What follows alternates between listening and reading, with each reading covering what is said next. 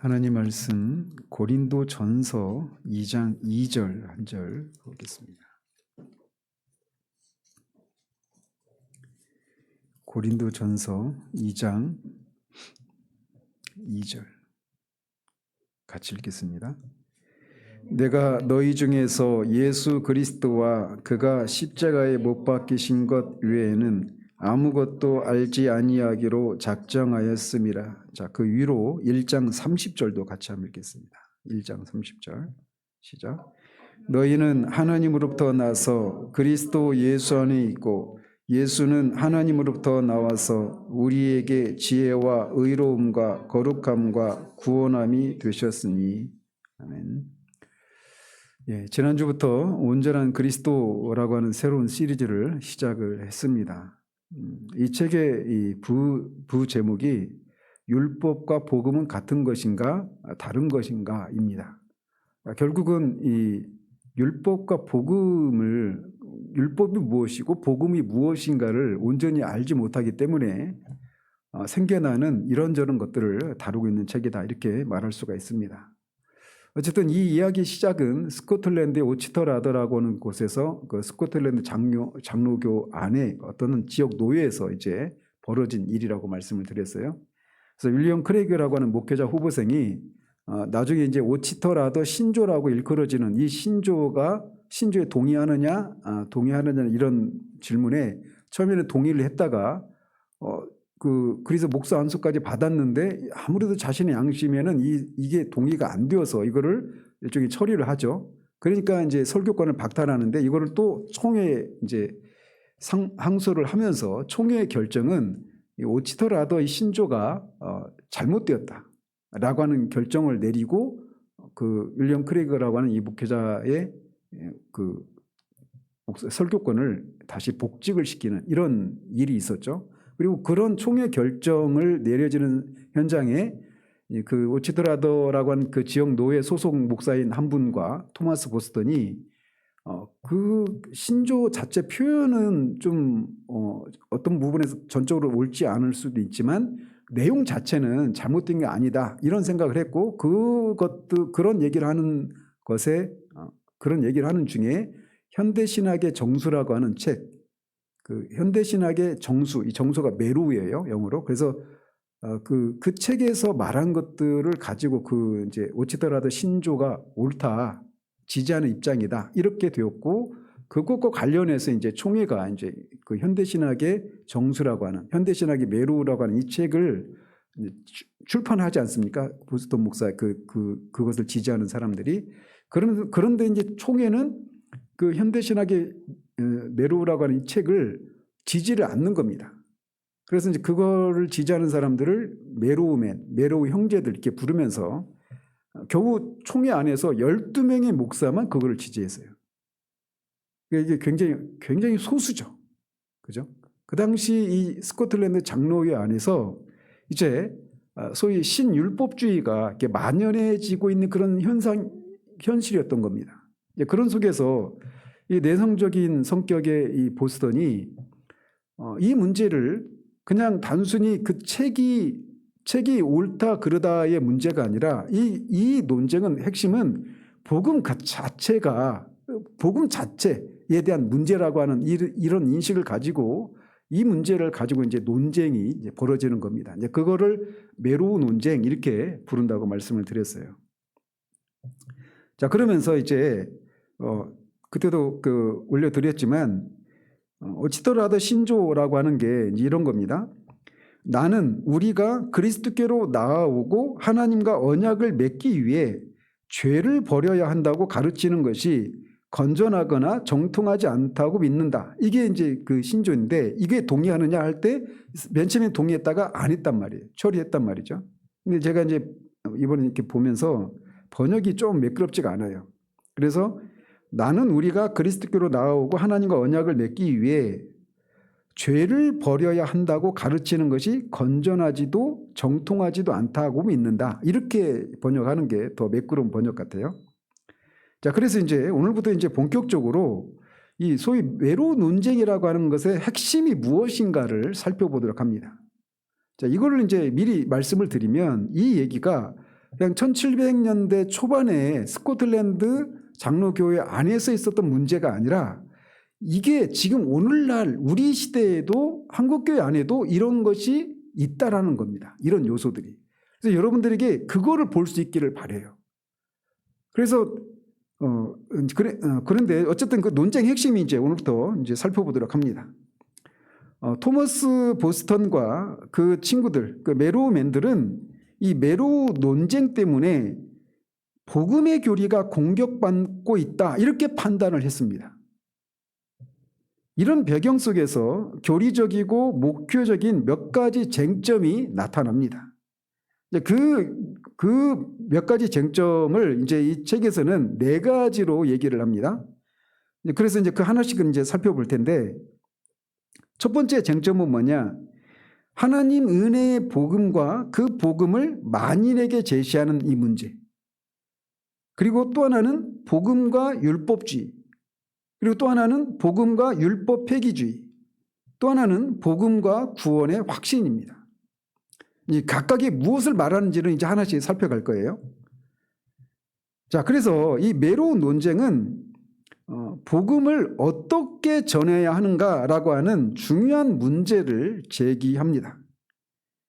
그런데 이 문제, 이 질문, 복음을 어떻게 전해야 하는가라고 한 이 문제에 대한 더 근본, 이 질문은 이 질문보다 더 근본적인 질문에 대한 답에 달려 있다라는 거예요. 결국 그 질문이 뭐냐면 복음은 무엇인가입니다. 그러니까 복음이 무엇인가에 대한 문제 때문에 복음을 어떻게 전해야 되는가 이 문제가 생겨났다는 것이죠. 그런데 이 질문에 관한 이 현대 토론은 단순히 이 질문이 얼마나 중요한지 그리고 그 답이 복음을 전하는 방식에 어떤 영향을 미치는지에 초점을 맞추고 있습니다. 그래서 이 총회의 대부분의 사람들이 현대신학의 매로, 현대신학의 정서에 대한 이 비판을 하는 것을 보면 표면적으로 보면 어떤 것을 이렇게 비판을 했느냐면 복음을 누구한테 제시를 해야 되는가 이 문제였어요. 여러분들은 복음은 당연히 죄인들에게 해야지. 그리고 모든 사람들이 죄인이니까 모든 사람에게 복음을 제시해야지 이렇게 알고 있잖아요. 그런데 그 당시 신학은 그런 이 생각에 대해서 동의를 하지 않았단 말이에요. 그래서 복음을 누구에게 전하고 또 어떻게 전해야 되는가. 자, 여기서도 보면 오치드라드 신조는 이렇게 돼 있잖아요. 그러니까 그리스도께로 나오고 하나님과 언약을 맺기 위해, 그냥 쉽게 말하면 예수를 믿기 위해 이거예요. 다른 말로 말하면 구원받기 위해 이런 의미도 됩니다. 그래서 그 예수를 믿기 위해서 죄를 버려야 한다고 가르치는 것이 건전하지도 않고 정통하지도 않다. 이게 오치드라드 신조예요. 근데 이것이 그 현대신학의 매로 이 책을 반대하는 사람들은 이게 잘못됐다라는 겁니다. 그러니까 예수를 믿으려면 어떻게 해야 된다라는 거예요?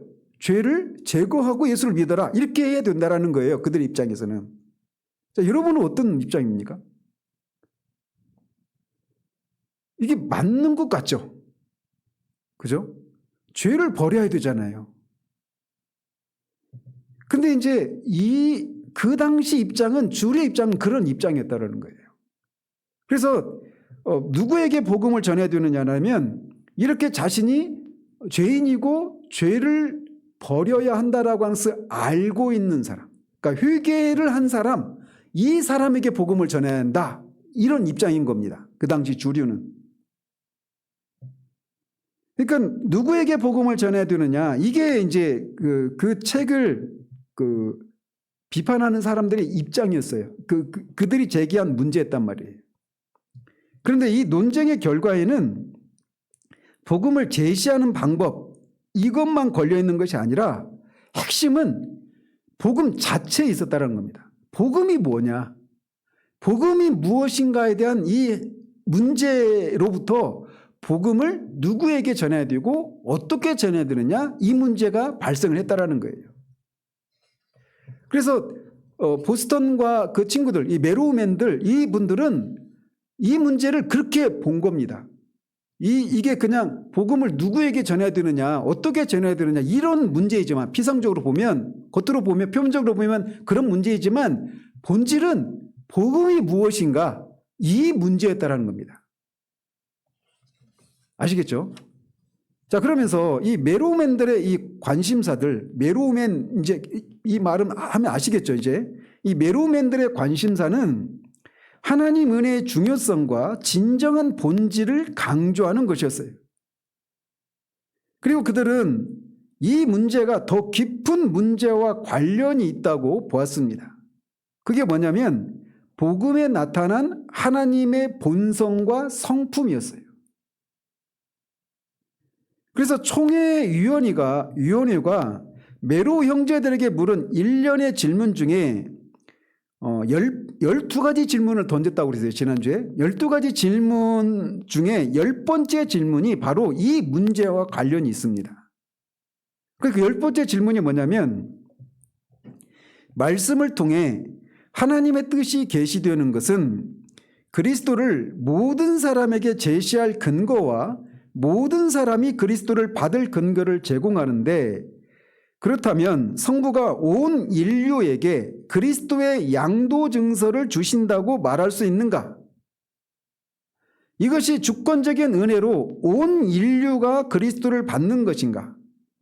그리고 조건이 없어도 되는가? 혹은 조건부인가? 이런 질문을 던져요. 총회위원회에서 메로우맨들에게. 자, 그런데 이 문제를 간단히 정리하면 이런 문제입니다. 즉, 사람들을 그리스도께로 부를 때 무엇이라고 말할 것인가? 이 문제예요. 그들은 어떤 근거에서 그리스도께로 올 자격이 있는가? 현대신학의 메로우의 일부 진술이 총회위원회, 제 높아심에 여러분들이 총회위원회 하면 현대 메로우를 비판하는 입장인 겁니다. 메로우면은 현대신학의 메로우를 지지하는 입장이고, 현대신학의 메로우를 지지하는 입장에 있는 것은 또 다른 말로는 오치더라드 신조를 지지하는 거예요.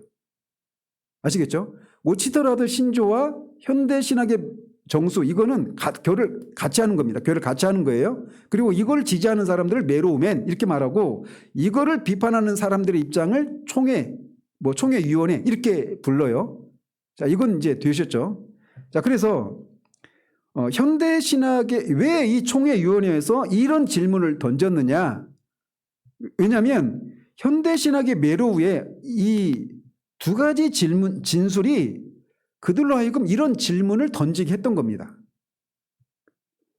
그 두 가지 진술이 이제 중요한데, 그 현대신학의 메로우 이 책 안에 4명이 등장한다고 그랬죠. 4명이 대화를 주고받고 하는 이런 과정을 통해서 이렇게 써내려갔다고 그랬잖아요. 그래서 목사가 있습니다. 에반젤리스타. 그러니까 복음을 전하는 목사예요. 한 사람은 전도자. 그리고 또 한 사람은 세신자입니다. 세신자가 있고 또 한 사람은 율법주의자가 있고 다른 사람은 율법 폐기론자가 있어요. 이게 4명이 대답을 주고받고 논쟁하는 과정으로 이렇게 복음을 진술해 나간 거예요. 근데 이제 그 책 속에 보면 목사인 에반젤리스타가 이런 말을 한 게 있습니다. 바라건대 성자 예수 그리스도 안에서 성부 하나님이 순수하게 불신자를 향한 값없는 사랑 때문에 만인에게 양도 증서를 주셨다는 사실, 그래서 그 아들을 믿는 자는 누구든지 멸망하지 않고 영생을 얻는다는 사실을 한번 생각해 보십시오. 자, 이게 어떤 질문을 어떤 부분에서 이 총회위원회가 현대신학의 정수 안에 있는 이 대화를 가지고 이렇게 문제 제기를 했을까요? 여기는 율법이라는 용어가 안 나와요. 잘 보세요. 이 부분 다시 한번 읽어드릴게요. 바라건대 성자 예수 그리스도 안에서 성부 하나님이 순수하게 불신자를 향한 값없는 사랑 때문에 만인에게 양도 증서를 주셨다는 사실, 그래서 그 아들을 믿는 자는 누구든지 멸망하지 않고 영생을 얻는다는 사실을 한번 생각해 보십시오. 제가 다시 한번 힌트를 드리면서 읽을게요. 만인에게 양도 증서를 주셨다는 사실. 그러니까 이제 이게 어떤 문제가 그 야기된 것 같아요? 그러니까 그리스도께서 죽으신 것이 만인, 모든 사람을 위해서 죽으신 것이냐, 아니면 일부 제한된 사람, 특별히 선택받은 사람, 이 문제와 관련되는 겁니다. 이 표현 하나가. 아시겠죠? 그러니까 이제 보편 속죄냐, 제한 속죄냐, 이런 문제인 거예요. 보편적인 구원이냐, 제한된 구원이냐, 특수한 구원이냐, 이런 문제와 관련된 것입니다. 자, 그런데 여기에 이제 이 말에 만인에게 양도 증서를 주셨다라고 할 때 이 양도 증서라고 하는 말이 누가 처음 인용을 했느냐면 청교도 작가인 에스겔 컬보엘, 그러니까 우리말로 하면 에스겔입니다. 에스겔 컬보웰이라고 하는 이 작가가 이제 그 책 속에서 그 얘기를 한 거예요. 양도 증서라고 하는 거. 이 양도 증서가 뭐냐면 제가 성경은 무엇을 말하는가 이 시리즈 하면서 언약은 두 종류가 있다고 그랬죠. 행위 언약과 은혜 언약이 있다고 그랬죠. 은혜 언약은 그 근동에 고대 근동의 왕과 신하 간에 맺는 그 조약과 언약과 비슷한 그 형식을 띠고 있다고 그랬죠. 왕이 일방적으로 그 신하에게 하사해 주는 거예요. 그 은혜 언약도 그렇잖아요. 하나님이 우리를 위해서 하나님이 일방적으로 우리를 위해서 무엇인가 해 주시겠다라고 하는 약속이 은혜 언약이에요. 근데 반대로 행위 언약은 우리가 어떻게 해야 하나님이 어떻게 해 주시겠다. 이게 행위 언약인 거죠. 근데 이 양도 증서라는 말이 이제 거기에서 나오는 겁니다. 은혜 언약이라고 하는 것은 결국 하나님이 그리스도를 통해서 우리를 구원해 주시겠다라고 하는 것. 처음부터 뭐 그리스도를 이렇게 명시적으로 나오지 않지만 3장 15절에서부터 시작된 게 그거잖아요. 하나님이 하시겠다라는 거예요. 여자의 후손을 통해서 뱀의 머리를 상하게 하고 여자의 후손들을 여자의 후손들을 뱀의 그 지배 아래에 있는 그 여자의 후손들을 구원해 주시겠다라고 하는 것이 창세기 3장 15절에 있는 약속의 핵심적인 내용이잖아요. 그러니까 하나님이 일방적으로 하사해 주시는 것입니다. 자, 그래서 양도 증서라고 하는 말을 현대신학의 정수 이 책에서 그 목사가 인용을 했잖아요. 이 말을 이제 만인에게 양도 증서를 주셨다. 이 말을 가지고 이제 총회에서 문제를 제기하는 거예요. 근데 이 문제를 토마스 보스턴은 어떻게 이해를 했는가를 이제 보셔야 합니다. 이 말을. 총회는 이 말을 동의를 안 했어요. 이거는 지난주에 제가 말씀드렸죠. 이 메로맨들이 율법 폐기주의자다. 또는 어떤 그 애매한 모호한 보편구원론자다. 이런 비판을 받았다고 말씀을 드렸어요. 근데 그런 비판을 받는 근거 중에 하나가 뭐냐면 바로 이런 용어를 쓰고 있는데 만인에게 양도 증서를 주셨다. 이렇게 하면 딱 그 말만 들으면 어떻게 돼요? 보편구원론을 말하는 것처럼 들리잖아요. 그죠? 그리고 오치더라도 이 신조를 따르면 마치 죄를 제거하고 예수를 믿어라 이렇게 얘기해야 되는 것이 맞다고 하는 것이 총회 입장이잖아요. 근데 오치더라도는 오히려 그렇게 말하는 것은 건전하지도 않고 정통이지도 않다 이렇게 말하는 거니까 그들이 눈에 볼 때는 이 오치더라도를 지지하는 이 메로맨들이 어떻게 보이겠어요? 율법 폐기주의자처럼 보이는 겁니다. 그래서 그들이 두 가지 공격을 받는 거예요. 율법 폐기주의자냐 아니면 보편구원론자냐 이런 비판을 받는 거예요. 그런데 보편구원론자라고 하는 이런 비판을 받게 만드는 하나의 어떤 공격 지점이 있는데 그게 뭐다? 현대신학의 메로 안에서 에반젤리스타 이 목사가 만인에게 양도 증서를 주셨다라고 한 이 표현을 썼는데 이거를 써있는 현대신학의 정수를 지지하는 이 메로맨들은 그러니까 보편구원론자다 이런 비판을 하는 겁니다. 무슨 말씀인지 아시겠죠? 그런데 토마스 보스턴이 이 용어를 어떻게 이해했느냐라는 겁니다. 그러니까 우리가 어떤 용어를 써도 그 용어를 어떤 걸 전제로 그 용어를 썼느냐가 중요하지 않습니까? 그렇죠? 근데 그것이 아니라 그냥 무조건적으로 어떤 문제가 되는 용어를 썼다고 해서 그거를 문제가 있다 이렇게 보면 안 된단 말이에요.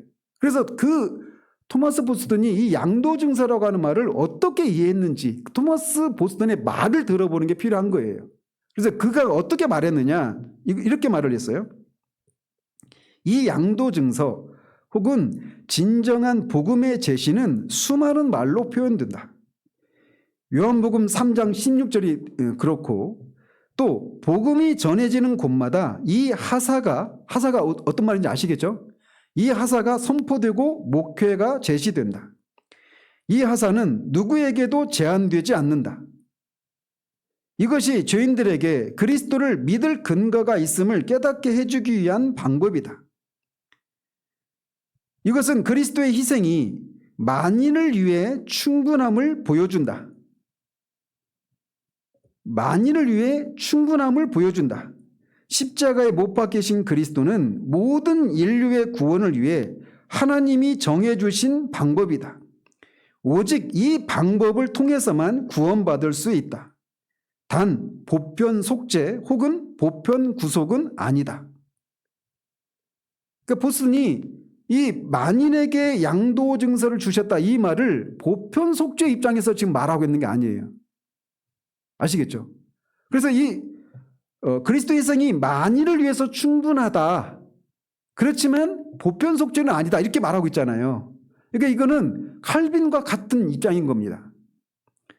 그래서 이런 구분법은 그리스도의 죽음이 모든 사람에게 충분하지만 오직 선택된 자들에게만 유효하다라고 하는 이런 입장인 거예요.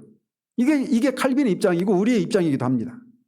그리스도의 십자가의 대속의 은혜는 모든 사람을 구원하기 충분해요. 그러나 모든 사람이 구원을 받는 건 아니에요. 왜 그러느냐? 그 지점에서 알미냐는 그들이 안 믿으니까 그렇게 충분하지 않다. 모든 사람이 유효하지 않다. 이런 입장이고 개혁주의는 어때요? 오직 선택된 자들에게만 그리스도의 대속의 은혜가 유효하기 때문이다. 이렇게 대답을 하는 거죠. 그래서 이 보스턴도 그거를 구분한 거예요. 그리스도의 대속의 은혜가 모든 사람을 위해서는 충분하지만 모든 사람에게 유효한 건 아니다. 오직 택함 받은 사람들에게만 유효하다. 이런 입장을 구분해서 사용하고 있단 말이에요. 그래서 용어 자체 모든 사람을 위한 양도증서 이렇게 되면 마치 보편 속죄를 얘기하는 것처럼 말하지만 보스턴은 그런 의도로 얘기한 게 아니란 말이에요. 무슨 말씀인지 아시겠죠? 자, 그래서 보스턴이 무슨 말을 하고 있는지를 잘 보시기를 바랍니다. 그래서 그가 볼 때 당시 이 스코틀랜드 장로교회는 핵심적인 고백에 대해서 타협하고 있는 것으로 보였습니다. 그러니까 핵심적인 고백이 뭐냐면 웨스트민스터 신앙고백서를 가리키는 거예요. 웨스트민스터 신앙고백서가 1648년에 웨스트민스터 사원에서 결정이 되잖아요. 최종적으로 완성이 되잖아요. 그때 스코틀랜드 장로교회에서도 왔습니다. 그리고 이거를 영국보다도 먼저 스코틀랜드에서 먼저 이거를 받아들여요. 교회 이 신앙 고백으로. 그리고 1649년에 스코틀랜드 의회에서도 이거를 받아들입니다. 그러니까 우리는 뭐 국회에서 무슨 신앙 고백서를 그렇게 인준하고 이렇게 하느냐 이렇게 하지만 그때는 그런 상황이었으니까. 그래서 이 보스턴과 그의 친구들만큼 이 웨스트민스터 신앙 고백서 거기에는 웨스트민스터 신앙 고백서 대유리문답 소유리문답 다 포함하는 거예요. 이거를 그들만큼 사랑하는 사람도 드물었다라고 할 수가 있어요. 그러니까 이거를 반대하는 사람들도 어떤 사람들이었냐면 웨스트민스터 신앙 고백서를 똑같이 지지하는 입장이었어요. 둘 다.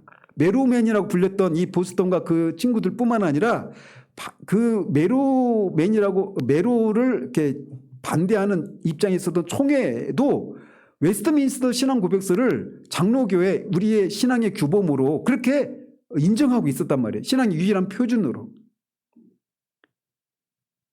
근데 다만 이런 문서, 그러니까 웨스트민스터 신앙 고백서, 대의론 문답, 소위론 문답, 이 문서 속에서 특정 구속, 그러니까 제한 속죄죠. 이 특정 구속 혹은 제한 속죄를 강조하고 있다는 점에 대해서 보스턴은 예외나 조건 없이 모든 곳에서 모든 사람에게 그리스도를 제시해야 한다라고 하는 점을 강조하고 있는 겁니다. 왜 그러느냐? 예수 그리스도 자신이 곧 복음이기 때문이다라는 거예요.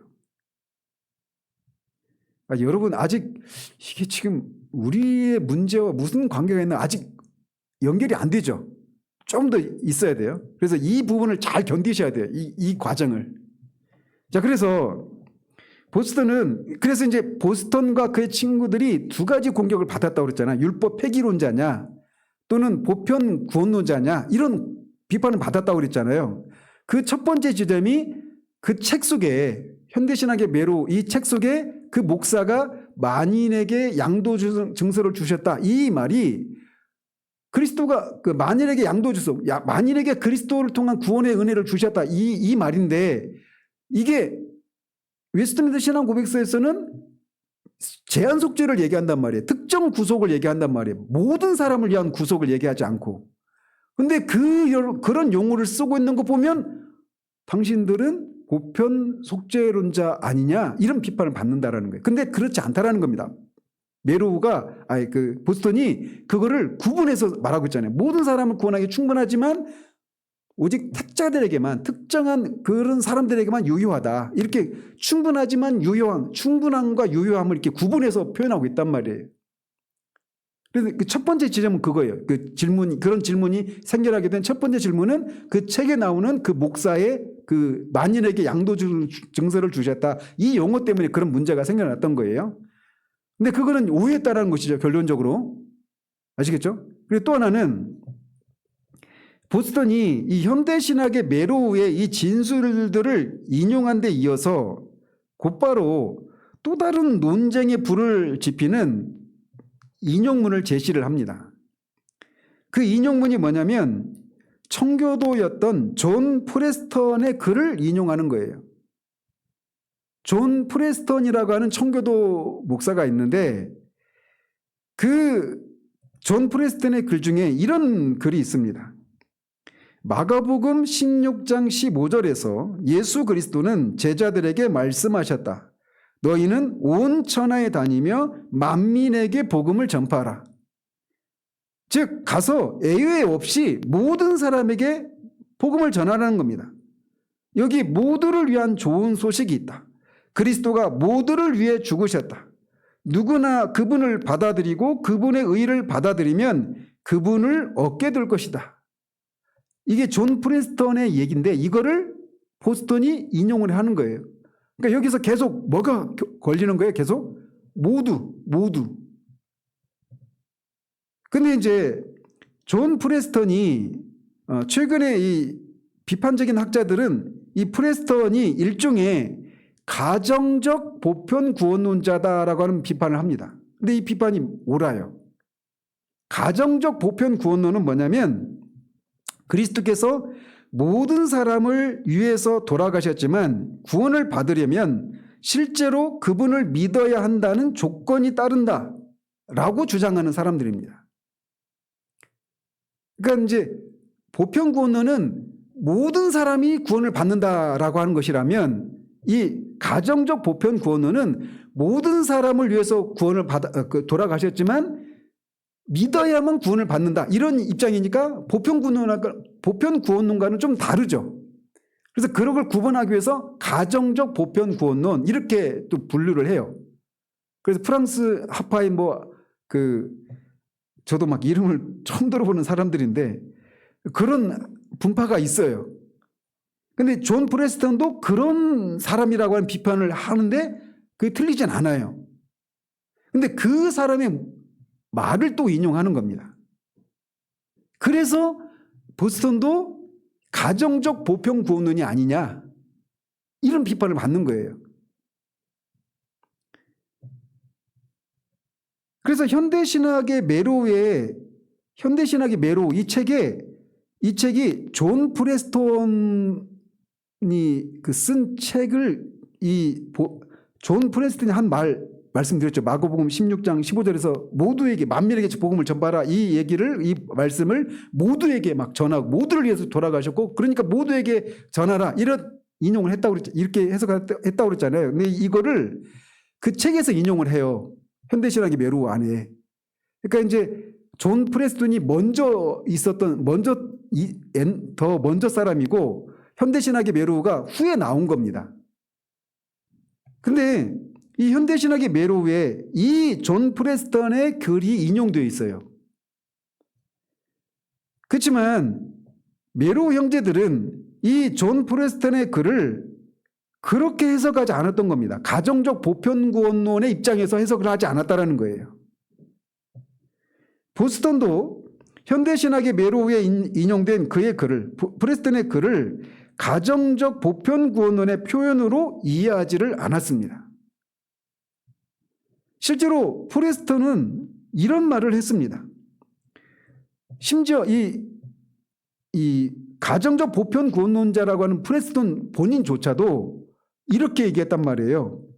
여기서는 보편 속죄 혹은 보편 구원론을 가르치지 않고 이 저자, 즉 현대신학의 메로우도 그것을 가르치지 않고 있는 것으로 보인다. 이렇게 말을 했단 말이에요. 그러니까 근데 이제 나중에 존 프레스턴의 다른 것들을 다 종합해 보면 존 프레스턴이 가정적 보편 구원론자로 이렇게 평가를 받게 된단 말이에요. 그런데 존 프레스턴의 글을 현대신학의 메로우에서 인용했는데 이 인용된 글을 그런 입장에서 이해를 하지 않았단 말이에요. 보스턴과 그의 친구들이. 그리고 심지어 가정적 보편 구원론자라고 비판을 받는 존 프레스턴 자체도 그거를 보편 속죄 이거를 말하는 게 아니다라고 말을 했단 말이에요. 그러니까 이게 오해에서 발생한 거죠. 그러니까. 따라오시죠.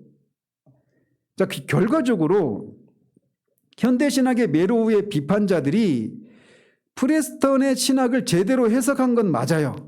프레스턴이 가정적 보편구원론자다라고 한 이 비판이 맞아요. 그런데 여기서 중요한 것은 보스턴이 그의 진술을 어떻게 이해하고 사용했느냐라는 거죠. 그래서 여기서도 다시 한번 볼 수 있는 게 뭐냐면 지난주에도 말씀드렸잖아요.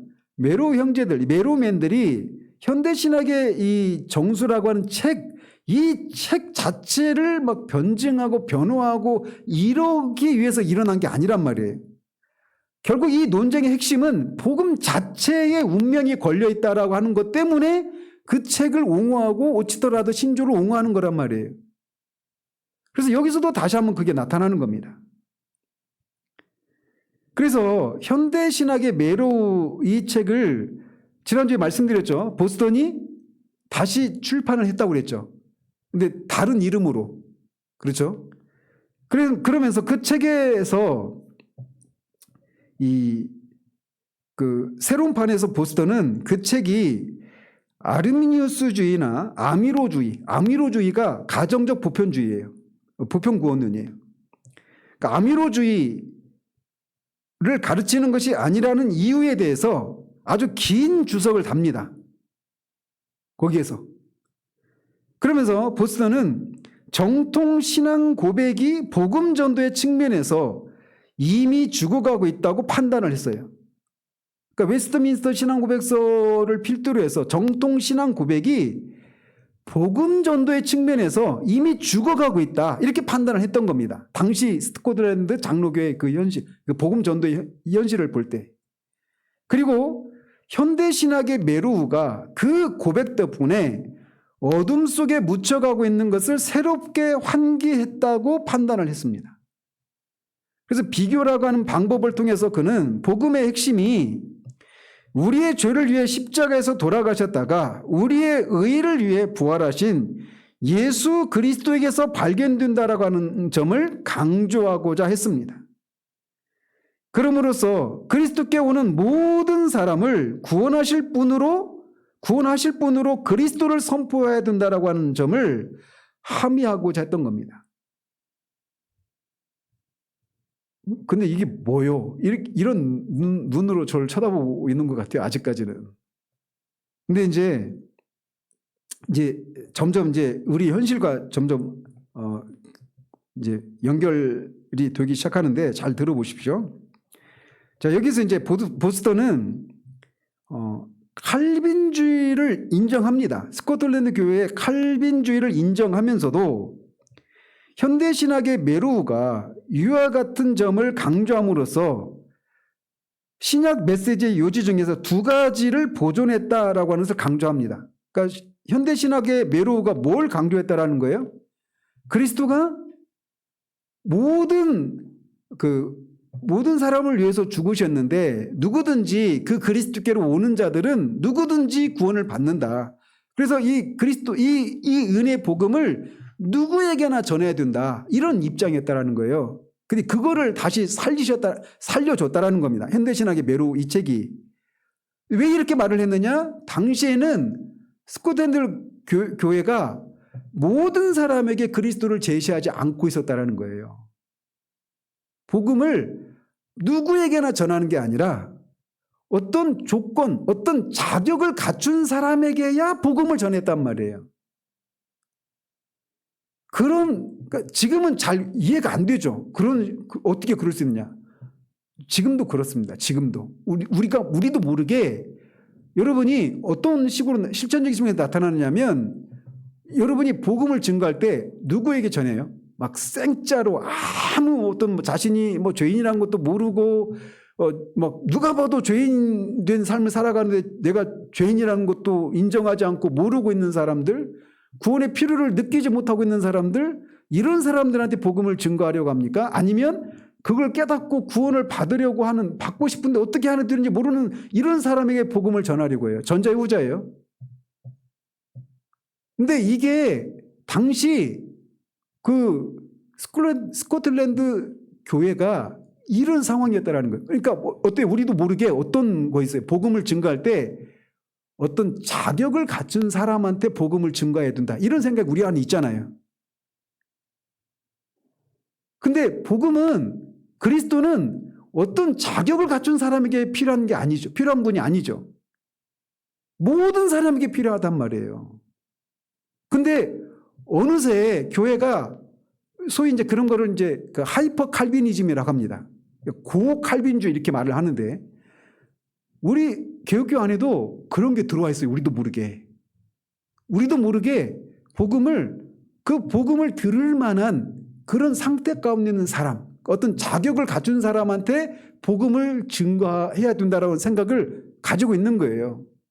왜 그러냐면 그 필요를 느끼지 못하는 사람한테 복음을 증거하면 누구든지 예수를 믿으면 구원받습니다. 이런 얘기하면 그렇게 쉽게 구원받아요? 하면 그 덥석 구원을 받고 나서 그 사람이 마음대로 살아버리면 어떻게 되지? 라고 하는 이런 염려가 우리 안에 밑자락에 깔려 있는 겁니다. 우리도 모르게. 의식적이든 무의식적이든 간에. 이제 좀 연결이 됩니까? 뒤에 더 말할게요. 이런 생각을 갖는 것은 나중에 어떤 굉장히 우리 신앙생활에 아주 우리도 모르게 율법주의적인 그런 생각이 거기서부터 생겨나는 겁니다. 자, 복음을 들으려면 어떤 자격을 갖춰야 되죠. 그러니까 그리스도교로 나오고 하나님과 언약을 맺기 위해서는 자격을 갖춰야 돼요. 어떤 자격? 죄를 제거하는 이 자격을 갖춰야 돼요. 그래야 그리스도교로 나올 수 있어요. 이게 어떤 신앙생활로 이어지겠습니까? 우리가 하나님 앞에 나가려면 뭔가 자격을 갖춰야만 나갈 수 있다라고 하는 생각이 거기에서부터 나오는 겁니다. 근데 당시 교회가 그런 일을 하고 있는 것을 보스턴과 그 친구들이 그걸 본 거예요. 근데 복음은 그야말로 앞에서도 말씀드렸죠. 하나님의 은혜로운 성품이 계시는 거잖아요. 근데 마치 이게 복음을 증거하고 있다고 생각하지만 사실은 이 생각이 결국은 율법주의적인 생각을 만들어내는 잘못된 이런 데로 이어지고 있는 현실이 보이는 거죠. 그러니까 그리고 이게 우리 안에도 있단 말이에요. 우리 시대에도. 이게 보는 게 쉽지가 않은 거예요. 이걸 보는 게. 자, 그래서 제가 뒤에서 할 얘기를 미리 땡겨왔어요. 여러분이 그래서요. 이런 눈으로 저를 보는 것 같아가지고 이게 그 먼 300년 전에 스코틀랜드 가보지도 않은 곳에서 벌어졌던 들어보지도 못했던 사람들 안에 벌어졌던 그런 상아탑 안에서만 있는 그런 논쟁 이게 아니라는 것을 말씀드리기 위해서 미리 땡겨서 말씀을 드리는 겁니다. 자, 그래서 보스턴은 이 현대 신학의 매료가 신약 메시지 중에 두 가지 중요한 요점을 강조하고 있어요. 강조하고 있다고 그렇게 판단을 한 겁니다. 그 첫 번째 요지는 뭐냐? 예수 그리스도 안에 그분께로 오는 모든 사람을 위한 충만한 은혜가 있다라고 하는 것을 강조하고 있어요.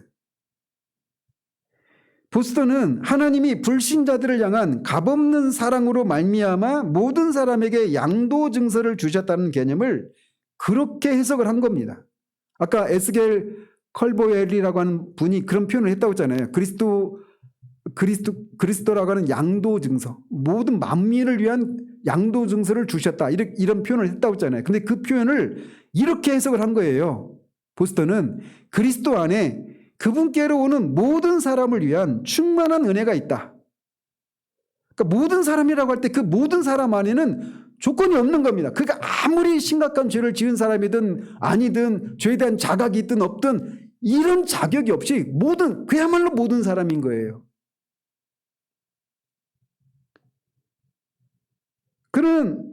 이는 그야말로 모든 사람에게 좋은 소식이다. 예외는 없다. 그래서 그런 의미에서 그리스도가 모두를 위해서 돌아가셨다. 이렇게 말을 하는 겁니다. 두 번째 요지는 그리스도의 은혜가 이렇게 충만할 뿐만 아니라 값없이 주어진다는 겁니다. 이런 면에서 보스턴은 그리스도를 받을 자격이 생기려면 먼저 죄를 그만두어야 한다는 주장이 건전하지 않다는 오치터라더 신조의 정신을 옳게 여긴 겁니다.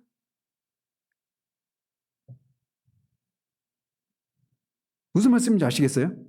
오치터라더 신조는 죄를 제거하고 그리스도를 믿어야 된다 이런 것이 건전하지 않다라고 하는 입장이잖아요. 근데 그게 옳다라는 거예요. 왜? 그리스도를 받을 자격이 생기려면 죄를 그만두는 자격을 갖춰야 한다. 이게 총의 입장이잖아요. 그 당시에. 무슨 말씀인지 아시겠죠? 근데 그렇지 않다라는 겁니다. 그래서 그 오치터라더 신조를 옳게 여긴 거예요. 복음은 의인, 심지어 회개한 사람만 아니라 모든 사람에게 제시되어야 한다. 복음을 제시받기 위해 충족되어야 할 조건 따위는 없다. 믿기 위한 자격은 없다. 아니, 있을 수가 없다. 왜냐하면 자연적으로 난 사람은 자신의 힘으로 회심하거나 회심을 준비할 수 없기 때문이다. 그래서 그리스도를 제시하는 이 일, 복음을 제시하는 이 일을 어떤 자격을 갖춘 사람에게만 해야 된다. 라고 하는 이 총의 의견을 그가 지지할 수가 없었던 겁니다. 컬보엘과 프레스턴의 이런 진술이 좀 지나치고 심지어 위험하기까지 하다고 생각한 사람들이 꽤 있었어요. 당시 총의 대부분이 그런 생각을 했었죠. 그렇지만 그들이 말한 의미는 분명합니다. 보스턴은 자신만의 설교 논리를 발전시키는 과정에서 신약의 스타일과 분위기에 점점 무관심해진 칼빈주의가 복음의 그리스도의 순전한 은혜를 짓눌러 왔다고 판단을 했어요.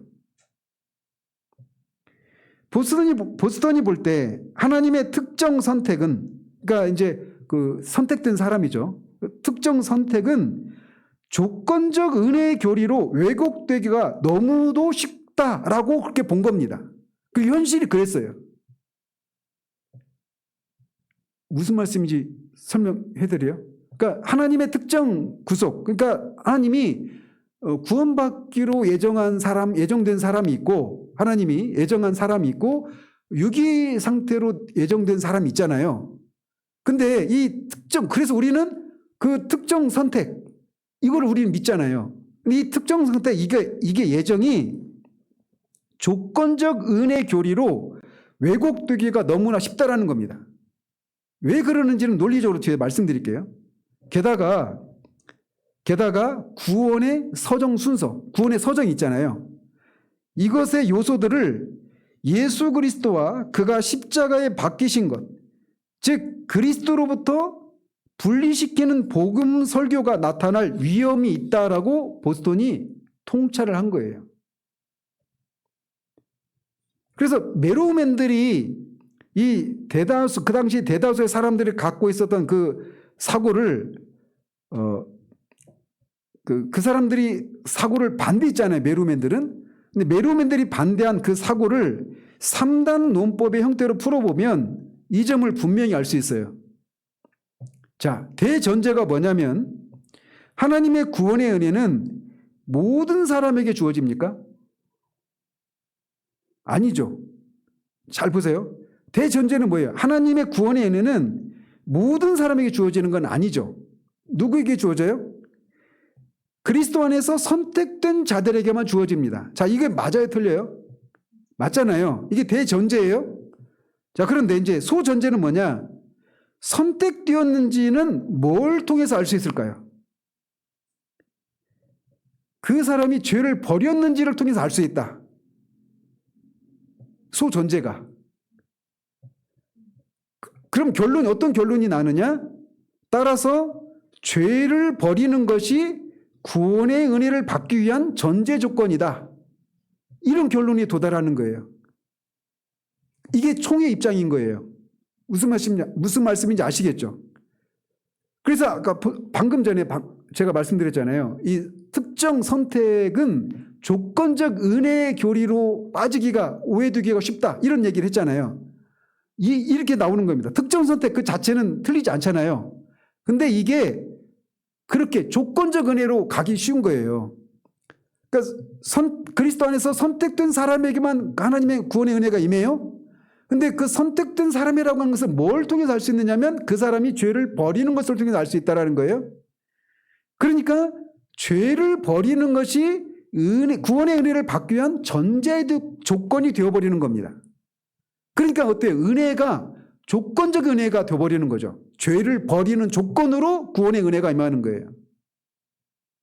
근데 이거를 본 거예요, 보스턴이. 근데 보세요. 그 자체 하나하나는 틀리지 않죠. 예?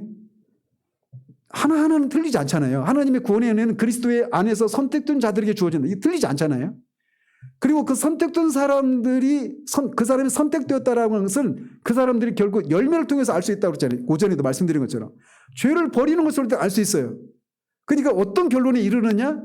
거기서 잘못된 결론, 그 다음에 잘못된 결론이 나오는 거예요.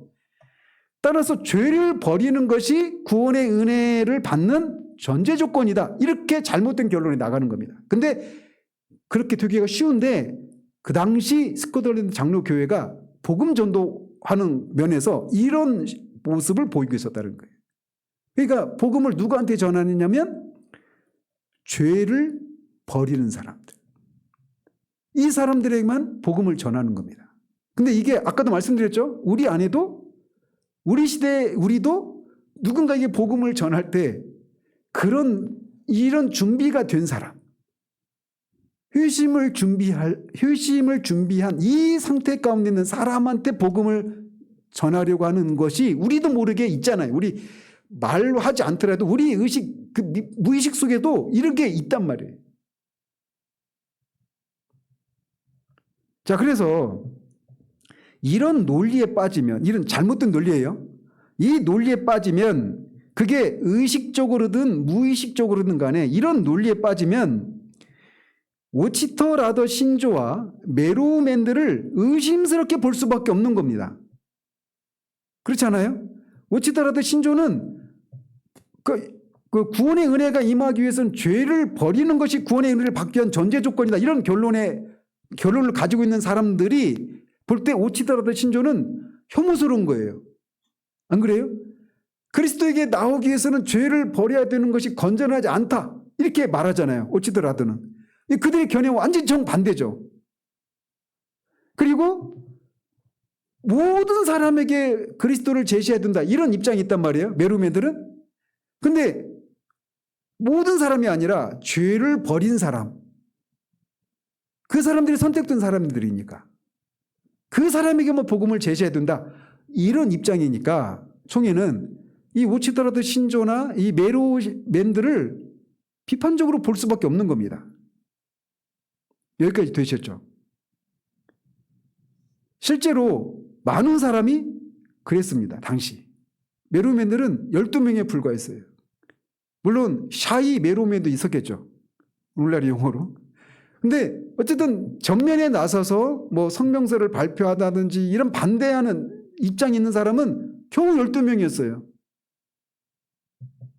자, 근데 이런 시각을 갖는 것에서 어떤 문제가 생겨날까요?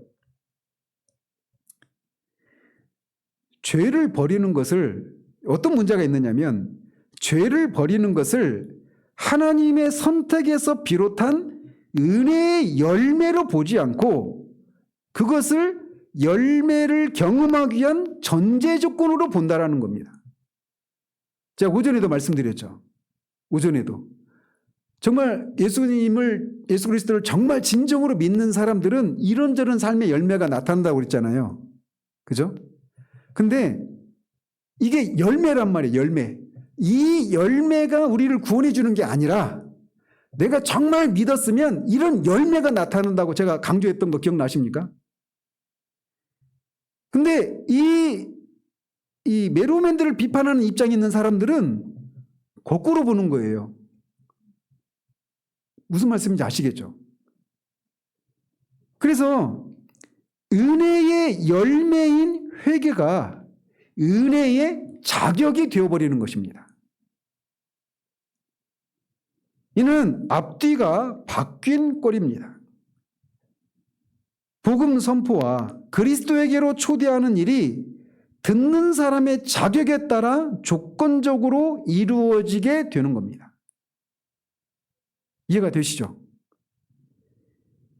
그러면 복음은 모든 사람에게 그리스도를 제시하여 아직 믿지 않는 불신자에게도 의를 약속한 것이 아니라 자격 있는 자만을 위한 은혜의 메시지, 그러니까 조건적인 은혜의 메시지가 되는 거죠.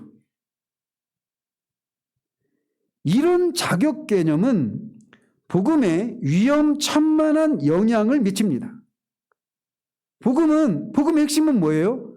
하나님이 그리스도 안에서 우리를 위해서 하신 일이에요. 하신 어떤 일이에요.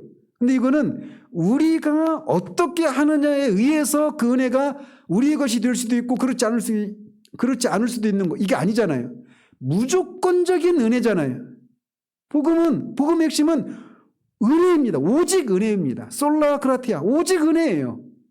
그런데 이 메루멘들을 비판하는 입장에 있는 이 사람들이 되면 이제 복음이 은혜의 복음이 아닌 거예요.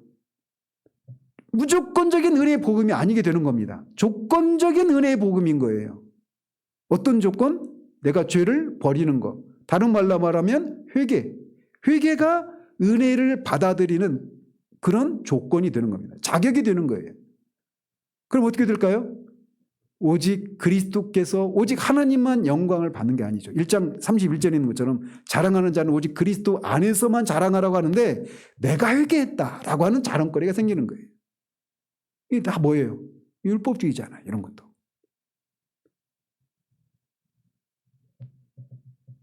그래서 이런 자격 개념은 복음에 위험천만한 영향을 미칩니다.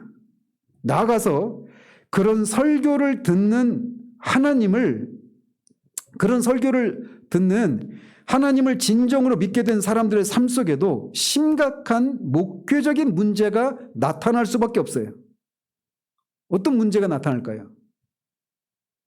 자, 그 구원의 은혜를 받기 위한 자격이 내가 회개하는 것이다. 이런 생각을 가진다면 이 사람은 이제 어떤 문제가 생겨날까요? 그런 설교를 듣는 사람은. 내가 회개해야 돼요. 다른 말로 말하면 이제 내가 하나님 앞에 어떤 은혜를 누리기 위해서는 내가 어떤 자격을 갖춰야만 하나님 은혜를 누릴 수 있다라는 생각을 하는 거예요. 근데 그런데 사실은 그 생각 자체가 이미 은혜라고 하는 말을 쓰면 안 되죠. 근데 우리는 하나님의 은혜 얘기하면서도 여전히 우리 안에 깊은 곳에 뭐가 있냐면 내가 하나님 앞에 무엇인가 했고 안 하고 이것 때문에 은혜를 받고 못 받고 이런 생각을 갖고 있는 것을 통해서 우리도 모르게 이 생각이 뿌리 깊이 박혀 있는 겁니다. 이거는 복음 자체를 완전히 왜곡시키는 결과인 거예요. 다시 말해서 이런 사고 속에서 하나님을 믿기 시작하면 그 사고가 그의 신앙생활 전체에 영향을 미칠 수밖에 없습니다. 그래서 처음 예수 그리스도를 믿을 때뿐만 아니라 믿고 구원받은 이후에도 마찬가지예요. 끊임없이 내가 은혜 받을 만한 무엇을 해야만 은혜를 받는다라고 하는 이 생각, 어떤 자격을 갖춰야만 은혜를 받는다라고 하는 것. 그리고 그 자격을 갖추지 못하면 은혜를 잃어버린다라고 하는 생각을 갖는 겁니다. 이게 뭐라고 말을 해요? 이런 신앙 형태를 율법주의라고 말하는 거예요. 율법주의는 내가 율법을 지킴으로 구원을 받는다라고 하는 이 구원을 받는 처음의 과정에서만 나타나는 것이 아니라 그때도 뿐만 아니라 그 이후에도 내가 하나님 앞에 어떻게 하느냐에 따라서 하나님의 은혜를 받고 또는 은혜를 잃어버리기도 한다라고 하는 이 생각. 하나님 앞에 내가 하나님의 사랑을 받는 것도 내가 이쁜 짓을 해야 되는 거예요. 근데 보십시오. 오늘날 한국교회에서 그 전해지고 있는 신앙에 제가 볼 때는 99%라고 봐요. 그럴 정도로 다 내가 하나님의 은혜를 받고 하나님의 사랑을 누리려면 내 쪽에서 무엇인가를 하지 말아야 될 것을 안 하고 해야 될 것을 해야 된다라는 생각이 아주 뿌리 깊이 박혀 있는 겁니다. 이게 왜 보스턴같이 내성적이고 조용한 사람이 왜 그렇게 분연이 일어나게 했는가라고 하는 이유인 거예요. 이 가르침을 받으면 결국은 복음 그 자체가 훼손되는 겁니다. 그리고 이런 생각에 사로잡혀 있으면 율법주의 체제 안에 들어가면요 절대로 쉼을 누릴 수가 없습니다. 절대로 평강을 누릴 수 없어요. 기쁨을 누릴 수 없습니다. 끊임없이 뭔가를 해야 돼요. 처음에 제가 조셉 월라인의 이 회개 참된 의미 이 책을 읽으면서 그 앞에 책에 조셉 월라인은 당시 새벽 3시인가부터 일어났대요. 새벽 3시인가 4시인가. 그래서 일어나서 자기 교구원들을 위해서 막 기도하고 막 이런 삶을 사셨대요. 왜 그렇게 일찍 일어났냐면 그 세상 사람들보다는 더 빨리 일어나야 되지 않거든요. 이 세상에서 어떻게 하면 잘 먹고 잘 사느냐 이런 문제를 가지고 사는 사람들조차도 아침 일찍부터 일어나서 이렇게 활동하는데 영혼을 구원하는 일을 하는 내가 어떻게 그들보다 더 늦게 일어날 수 있느냐라고 하면서 일찍 그렇게 일어나서 그렇게 그들을 위해서 기도하고 했다는 거예요. 자, 그러면 그분이 잘못됐다는 얘기를 하는 게 아닙니다. 자, 그런 얘기를 들었어요, 누군가가. 그러면 그런 얘기를 들으면 우리는 어떻게 됩니까? 나는 그보다 조금 더 뭔가 해야 된다라는 생각을 갖는 거예요. 그러니까 이제 은혜라고 하는 말을 쓰긴 하지만 진정한 의미 은혜가 없어져 버리는 겁니다. 이 사고 체제 안에 들어와 보면.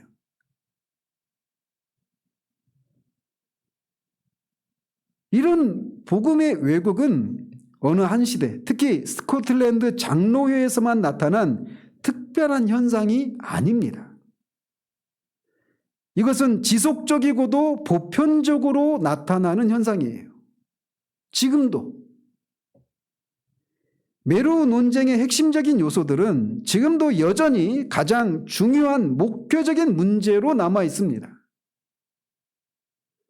그러니까 메로맨들이 반대했던 입장에는 건강한 개혁신학을 왜곡하는 몇 가지 오류가 존재했는데 그 오류는 신학의 밭에서 끊임없이 뽑아내야 될 끈질긴 잡초들이다라고 싱클레어 퍼거슨 교수는 말을 합니다.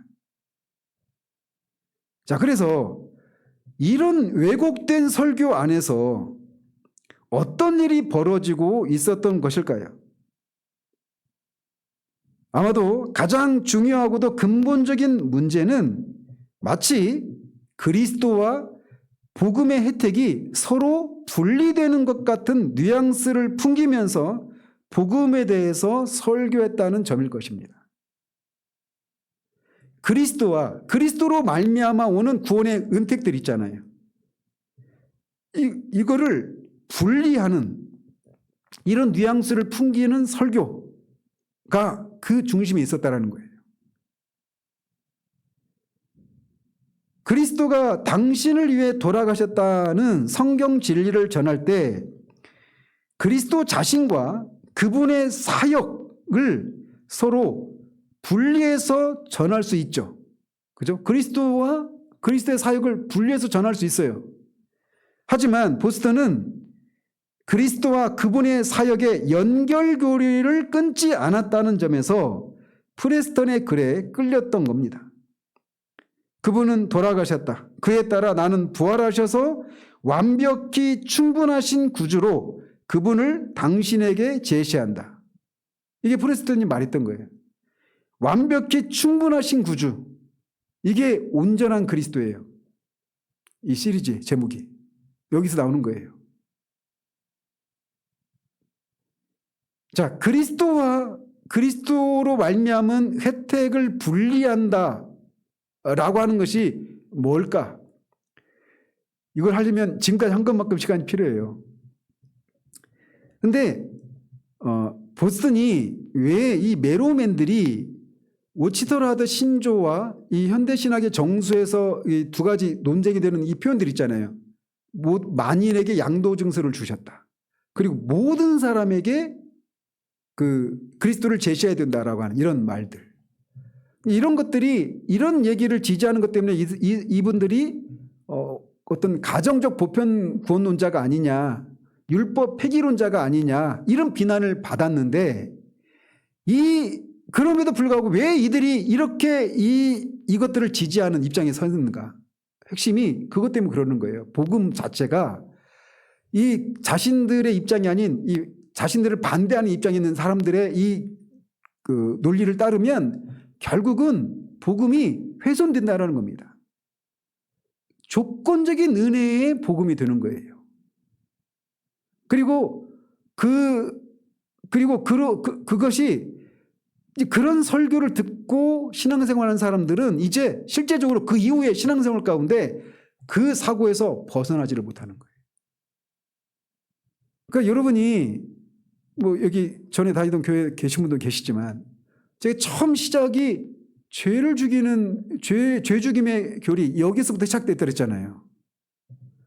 근데 죄를 죽이려고 하는 거, 죽이는 거 맞아요, 틀려요? 맞잖아요. 그리고 당연히 죽여야죠. 그리고 그 죄를 죽이는 방법들 그 자체는 틀릴까요? 맞아요. 방법도 자체는 맞아요. 그러니까 그 핵심은 뭐냐면 초기에 싹을 자르는 겁니다. 그게 막 일어나기 전에. 그리고 더 영광스러운 것들을 묵상하는 것을 통해서 죄를 이기는 이런 방식으로 죄를 죽이는 거예요. 죽이기 위해서 막 열심을 내야 되죠. 그죠? 근데 이제 문제는 그렇게 하는데 우리의 실제적인 경험은 어때요? 성공하는 경우가 많습니까? 실패하는 경우가 많습니까? 실패하는 경우들이 많아요. 그러면 어떤 또 제시를 받느냐면 그렇게 실패한 이유를 어디서 찾아요? 우리 안에서 찾습니다. 내가 뭔가 대가를 치르지 않았거나 내가 더 큰 열심을 내지 않았거나 또는 내가 어떤 알지 못하는 어떤 죄를 죽이는 데 있어서 반드시 알아야 될 어떤 고급한 비밀한 어떤 진리를 알지 못했기 때문에 이런 제시를 받는 거예요. 근데 그 자체는 들어보면 어때요? 맞아요. 그러니까 설복이 되는 거예요. 그러니까 어때요? 설복되니까 또 열심히 죄를 죽이려고 하죠. 근데 어때요? 또 실패해요. 그런 일이 계속 반복되면 어떻게 됩니까? 지치죠. 지치게 되고 절망하죠. 그러면서 어떻게 됩니까? 어떤 데로 나가느냐면 그런 실패한 나를 인해서 하나님 앞에 나아갈 담대함이 있습니까? 없습니까? 없죠. 왜 그런 생각이 들까요? 그러니까 내가 실패했으니까, 내가 그 죄를 죽이는 일에 성공하지 못했으니까 하나님도 나를 그렇게 보실 것이다 라고 하는 생각하는 거예요. 그러니까 담대함이 없는 겁니다. 그렇죠? 근데 그 생각이 뿌리는 뭐가 있어요? 내가 어떻게 하느냐에 따라서 하나님의 은혜가 임하기도 하고 하나님의 사랑이 나한테 오기도 하고 내가 경험하고 누리기도 한다. 또는 안 하면 못하면 그런 것이 없다. 이런 율법주의적인 생각이 거기에 있는 겁니다. 그러니까 근데 아까 말씀드린 것처럼 그런 하나하나를 보면 어때요? 다 맞죠. 그러니까 내가 힘든 이유를 하나님 앞에 나아갈 그런 담대함을 잃어버리고 그 자유함을 구원의 은혜를 누리지 못하는 그 이유를 어디에서 찾느냐면 끊임없이 나 안에서만 찾는 거예요. 내 안에서만. 왜냐하면 제시되는 그 하나하나는 다 맞으니까. 아까 대전저 하나님의 구원의 은혜는 그리스도 안에서 선택된 자들에게 임한다. 맞죠? 그 자체는 맞아요. 그 다음에 그 소전제는 그 사람이 선택되었다라고 하는 것은 죄를 버리는 것을 통해서 알 수 있다. 그 자체는 맞죠. 선택된 사람은 죄를 버리잖아요. 그래서 결론이 거기서 잘못되는 겁니다. 죄를 버려야만 그 구원의 은혜가 임한다. 이렇게 조건적인 은혜의 교리로 잘못 결론을 내려버리는 거예요. 그랬던 것처럼 죄를 죽이는 이 삶에 있어서도 하나하나를 보면 잘못된 게 없잖아요. 그런데 그 대전제가 뭐냐면 은혜로 이루는 성화 1번 설교가 뭐예요? 김병일 집사님. 하나님은 언제나 우리를 그리스도를 통해서 보신다. 그리스도를 보시듯이 우리를 보신다. 그리스도 안에 있는 우리를 하나님은 언제나 그리스도를 보시는 것처럼 보시는 거예요. 내가 죄를 죽이는 일에 실패해도 그때에도. 그러니까 제가 이거를 지금 이렇게 얘기하지만 처음에 시작은 그렇게 시작됐다고 그랬잖아요. 왜 이런 일이 일어날까? 왜 그 자체는 맞는데 다 말하는 게 계속 올라가고 복음이 뭔가 이런 질문이 생겨난 거예요. 제 안에서. 하나님의 은혜죠. 제가 뭐가 있어서가 아닙니다. 근데 그런 것처럼 이 보스턴이 그 당시 스코틀랜드 장로교 대다수의 주류 안에서 이런 흐름을 본 거예요. 그러면서 더 나가서 이런 복음의 왜곡이 결국 왜 일어나느냐 이것까지 또 얘기하는 겁니다. 그게 뭐냐? 그리스도와 그리스도로 말미암아 우리에게 주어진 구원의 은택들 있잖아요. 칭의와 성화와 그 영화와 이런 거. 1장 30절에 고린도전서 1장 30절에 너희는 예수는 하나님으로부터 나와서 그리스도는 하나님으로부터 나와서 우리의 지혜와 의로움과 거룩함과 구속함이 되었다. 구속함이 영화거든요. 그러니까 그리스도와 그리스도 안에서 주어지는 구원의 은택이 분리가 되지 않아요. 그리스도의 인격을 분리할 수 없는 것처럼 그리스도와 그리스도로 말미암은 구원의 은택도 분리될 수가 없는 겁니다. 자, 우리가 그래서 로마서 강해가 그래서 중요한 거예요. 신자는 그리스도 안에 있는 사람들이죠. 그리스도 안에 있는 사람이에요. 그러니까 그리스도 안에 있기 때문에 그리스도에게 속한 모든 것이 다 우리의 것이 되는 겁니다. 그리스도가 우리를 위해서 구원을 위해서 그리스도가 밖에서 어떤 일을 이루어 놓으셨고 우리가 밖에 있는 우리가 믿음으로 그것을 취하는 것이 아니에요. 우리가 그리스도 안에 들어가는 겁니다.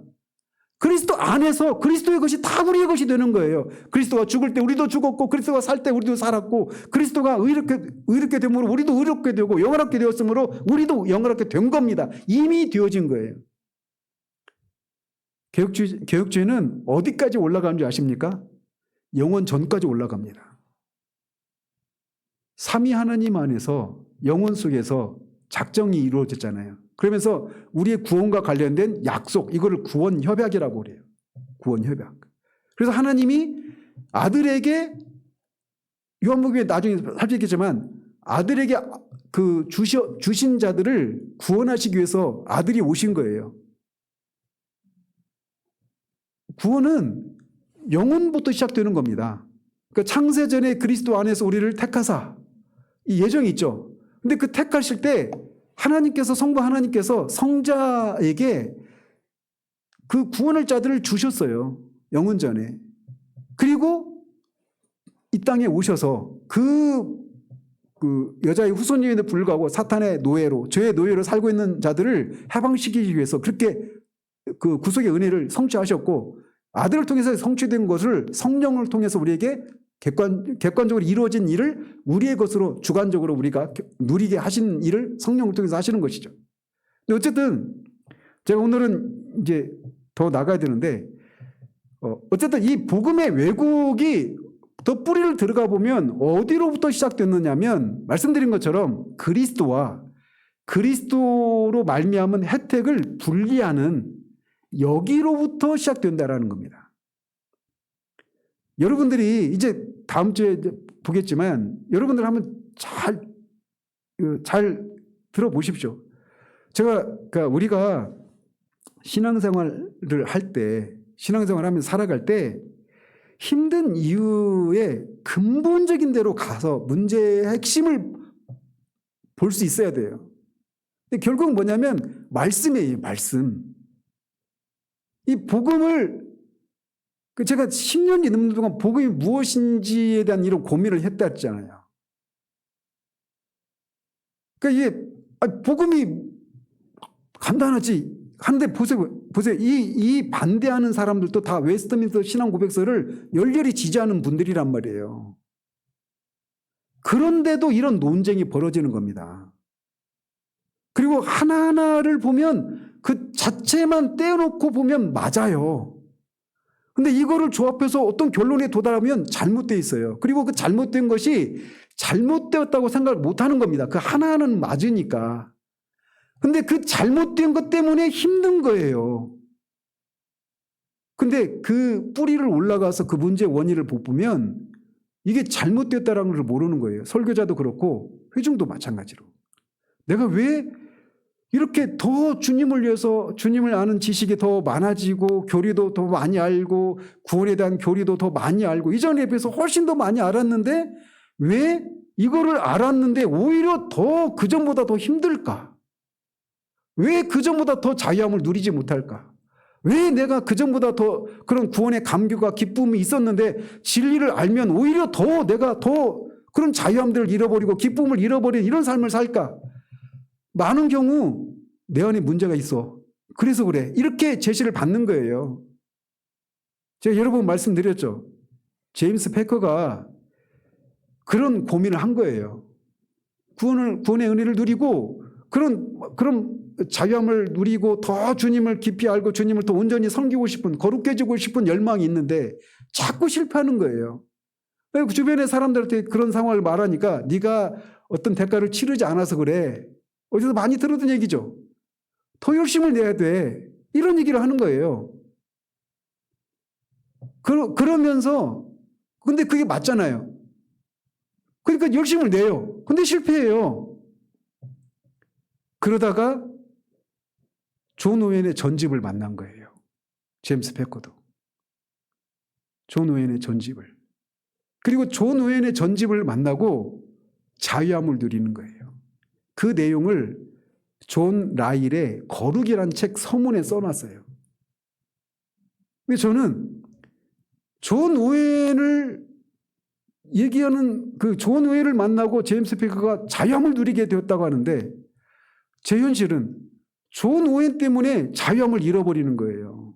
그럼 문제는 어디 있을까요? 존 오웬이 문제일까요? 존 오웬을 전하는 사람의 그 해석하는 사람의 문제일까요?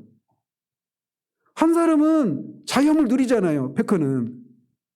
저는 나중에 존 오웬의 영적 사고방식이라는 책을 읽고 말할 수 없이 자유함을 누렸어요. 근데 그 일이 있기 전에는 존 오웬의 죄죽임의 교리 이거를 듣고 어려운 그런 시간들을 오랜 동안 보냈단 말이에요. 문제는 존 오웬에게 문제가 있는 게 아니에요. 그거를 해석하는 사람의 문제인 겁니다. 그리고 그런 것에 뿌리를 올라가 보면 복음에 대한 이해로부터 출발하는 거예요.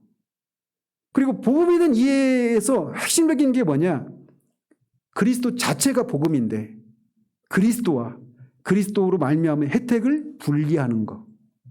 여기가 문제라는 겁니다. 그리스도로 말미암은 구원의 은택을 분리하는 것. 이게 뭐냐? 이거는 다음 주에 할 거예요. 이 얘기도 1시간 정도 해야 되니까. 근데 말씀드리지만 하나하나 국면만 따지고 떼서 보면 맞기 때문에 힘든 게 내가 듣고 있는 말씀 때문에 내가 힘들다라는 생각을 못하는 겁니다. 그러니까 거기에서 벗어날 수가 없는 거예요. 나중에는 자포자기합니다. 아무런 주님을 위해서 살고자 하는 그런 열심도 없고 갈망도 없어요. 소망도 없어요. 그냥 저번 주에 다녔으니까. 지난해도 몇 년 전에도 계속 다녔으니까 그냥 다니고 있을 뿐입니다. 저는 그런 분들이 생명이 없다, 구원을 못 받았다 이런 생각 안 해요. 안타까울 뿐이죠.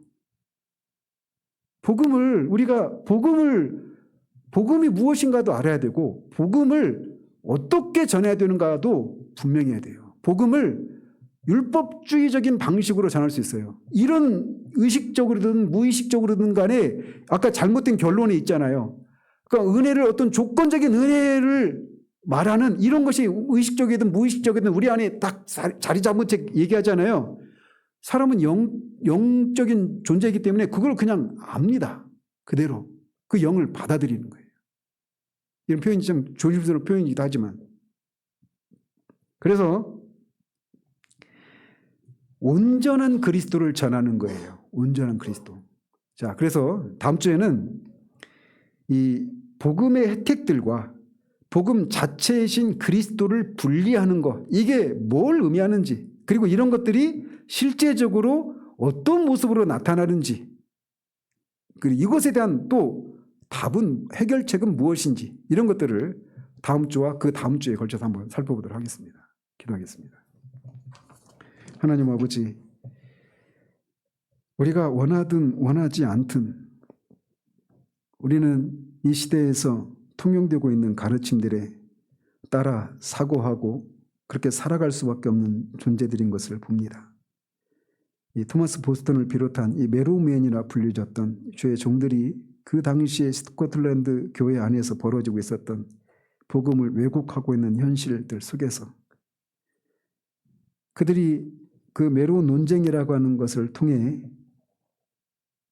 결국은 그 당시 교회가 놓치고 있는 왜곡된 복음을 전하고 있는 조건적인 은혜의 복음을 전하고 있는 그것들을 통찰을 하고 그런 것에 대해 반해 성경적인 방식으로 복음을 증거하는 이런 것을 통해 토마스 보스턴이 개인적으로 목회적으로 그런 은혜의 열매를 보고 그걸 통해 복음의 영광을 복음 그 자체를 바르게 드러내고 그 복음을 통해 계시된 하나님의 은혜로운 성품을 온전히 증거했던 것처럼 우리도 그런 사람들 되어지기를 원합니다.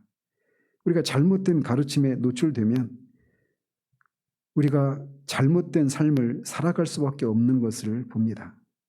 복음을 조건적인 은혜로 이해하기 시작하는 한 우리는 율법주의적인 그런 생활에서 신앙생활에서 벗어날 수가 없고 열심을 내면 낼수록 오히려 더 힘들어지는 이 아이러니한 이 고통스러운 상황에서 벗어날 수 없는 것을 봅니다. 우리가 지금까지 그런 삶이 흔적들이 있었다면 그 원인이 무엇인가를 이런 말씀을 통해 우리가 바르게 배울 수 있도록 도우시고 정말 온전한 그리스도를 우리가 믿고 온전한 그리스도를 인해서 우리가 온전한 완전한 자유의 복음을 누리는 그런 우리들 될 수 있도록 도우시기를 원합니다. 예수 그리스도 이름으로 기도합니다. 아멘.